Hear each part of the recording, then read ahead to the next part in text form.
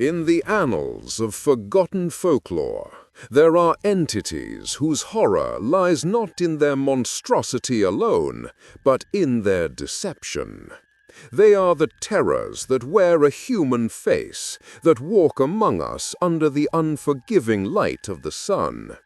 In the rural landscapes of Southeast Asia, in villages cradled by ancient jungles and sprawling rice paddies, there is a legend that perfectly embodies this chilling duality.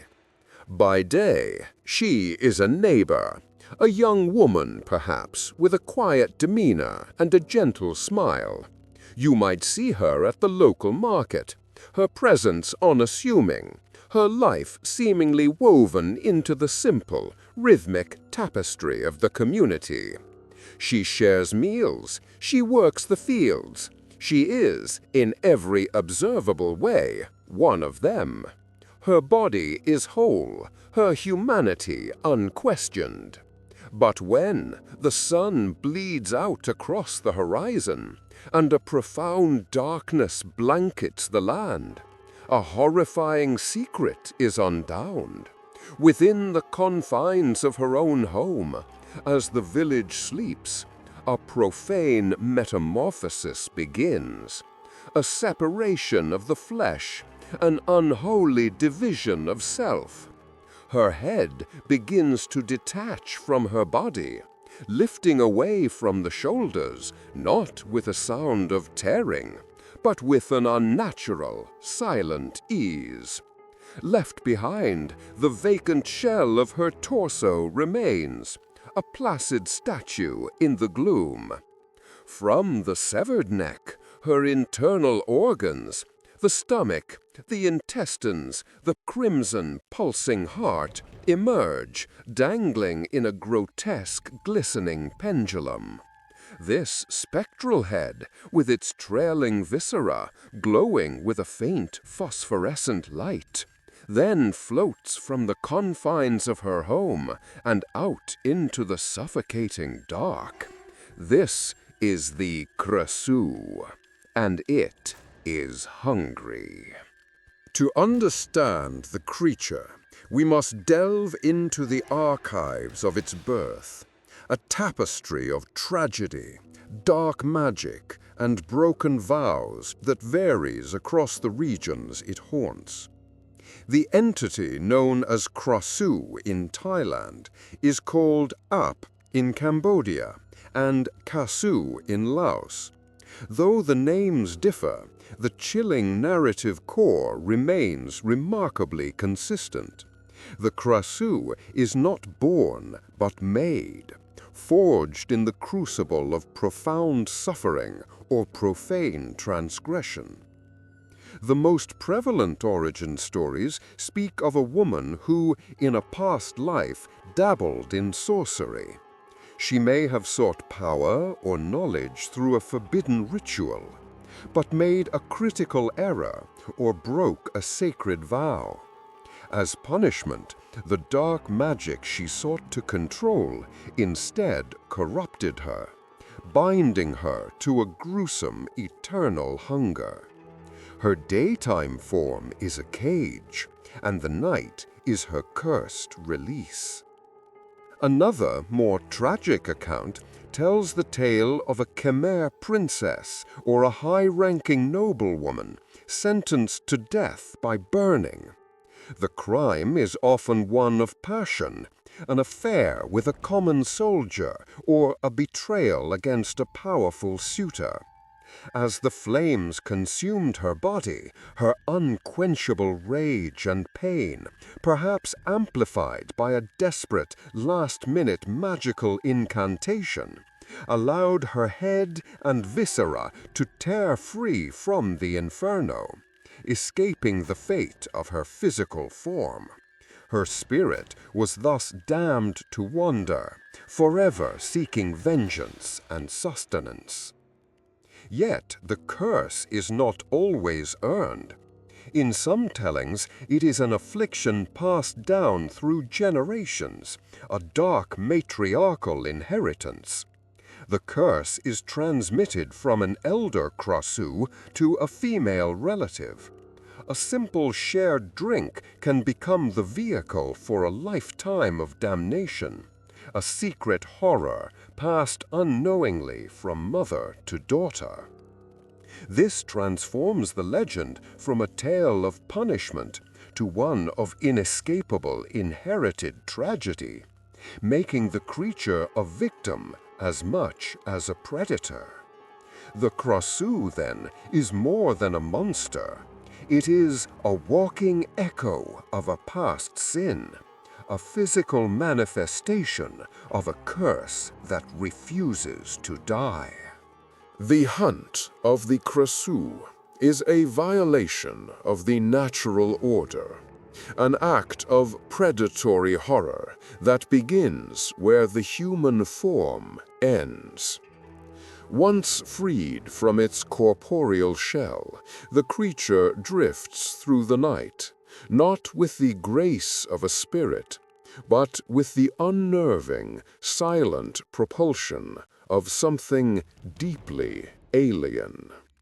Its long hair trails behind it like a dark shroud, while its dangling organs glow with a soft, marsh-light luminescence, a beacon of imminent dread for any who might see it from a distance. It is guided not by sight. The Krasue is a connoisseur of the visceral, drawn by the most primal and potent of odors, the metallic tang of fresh blood, the amniotic scent of childbirth, and the raw smell of afterbirth.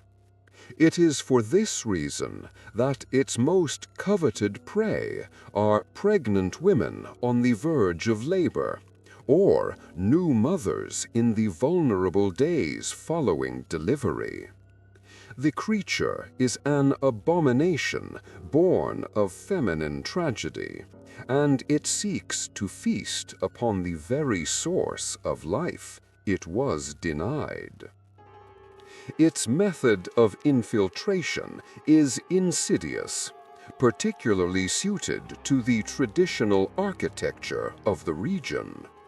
Homes built on stilts with porous bamboo or wooden floors offer no sanctuary.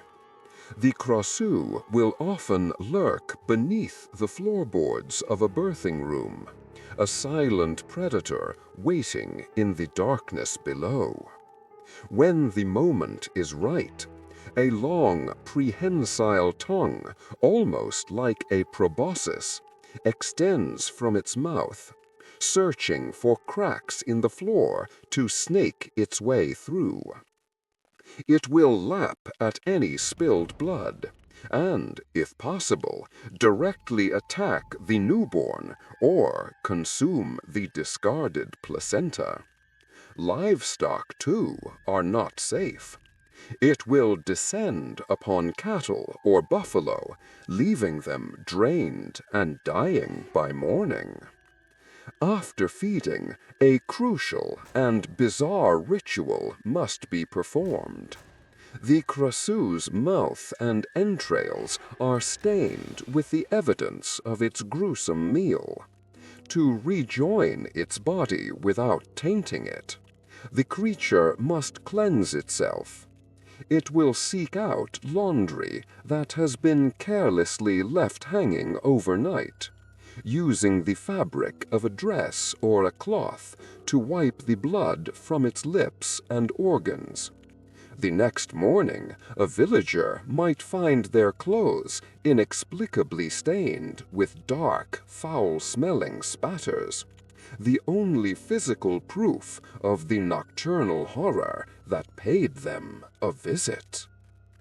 This act of cleaning is a chilling reminder of the creature's duality, the monster's desperate need to maintain the purity of its human disguise.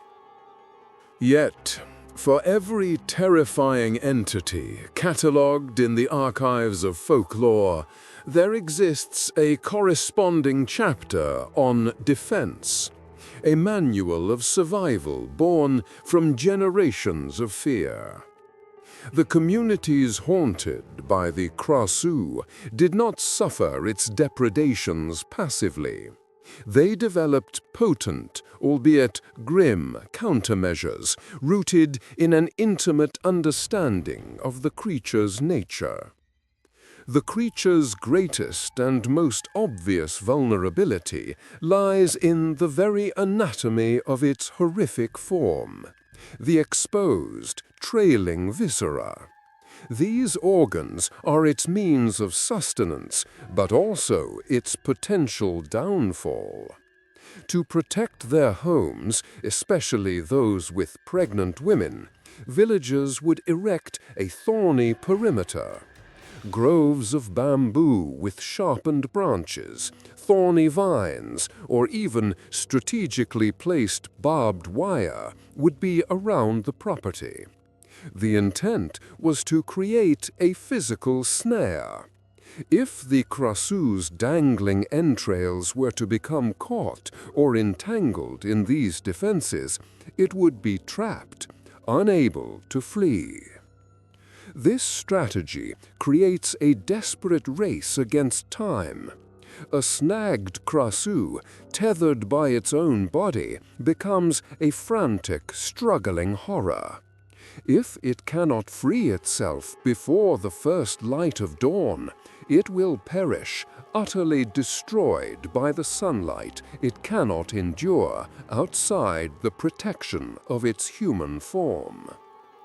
The ultimate method of eradication, however, is a far more aggressive and definitive act. It requires exploiting the Krasue's fundamental schism, the nightly separation of head from torso. While the spectral head is on its hunt, its body remains behind, inert and completely defenseless. If this vacant vessel is found, it can be destroyed, most commonly by fire, or simply hidden. The returning head, frantic as the dawn approaches, will find itself without a sanctuary. Unable to rejoin its physical anchor, the Krasue is annihilated by the first rays of the morning sun, its spectral form dissolving in the light it was never meant to endure. This makes the discovery of a Krasue's daytime identity a death sentence, turning neighbors into potential executioners in a desperate bid for communal survival. It is tempting, in an age of electric light and empirical reason, to relegate the Krasue to the dusty shelves of antiquated superstition. It seems a relic of a bygone era, a story told to explain the unexplainable, the sudden sickness, the livestock found dead at dawn, the creeping fears that bloom in the rural dark. The narrative of a floating, eviscerated head can feel like a grim fantasy, easily dismissed by the modern mind. And yet, the fear persists. Deep within the cultural consciousness of the lands it haunts, the Krasue is not merely a memory. The story is still told, not always in whispers, but as a genuine warning. This endurance suggests the legend touches upon a more fundamental, more intimate horror. It is not the fear of a monster in the dark, but of the monster that walks beside us in the light of day. The ultimate terror of the Krasue is the absolute betrayal of the familiar. The legend forces us to confront a deeply unsettling question. How well do we truly know the people around us? What secret nocturnal hungers might lie dormant behind a familiar face, waiting only for the sun to set before they are unbound? The Krasue may be a creature of folklore, but its core concept, the monster hiding within the human shell, is an anxiety that has never left us. It is a chilling reminder that the most terrifying facades are often the ones we know, trust, and even love.